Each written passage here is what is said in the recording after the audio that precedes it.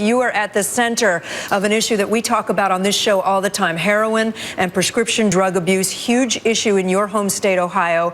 Tell me about what's happening. The Senate and the House are trying to pass legislation with money for treatment and prevention, and it's not really a partisan issue. Then why can't you just go ahead and pass it, agree between the Senate and the House and get some money out there? That's a question I've been asking.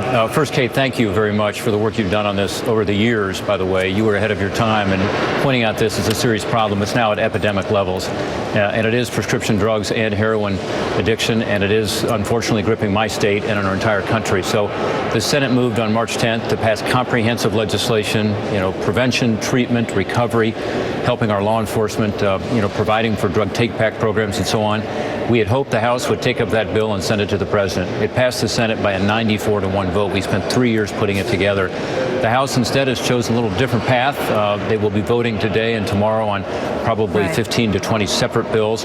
But Kate, I'm confident that at the end of the day, we'll be able to get together and have one comprehensive package go to the president for his signature and begin to help in our communities around the country. Senator, is it enough? It's $80 million, which sounds like a lot, but in the grand scheme of the budget of the United States, that's only a little bit.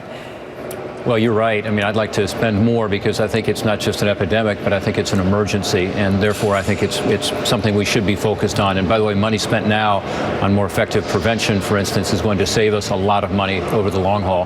But the good thing about this legislation is it will write about $100 million based on the House package and the Senate package, not just this year, but next year and the year after and the year after. And not throwing money after this problem, but actually using money for evidence-based programs. In other words, stuff we know that works.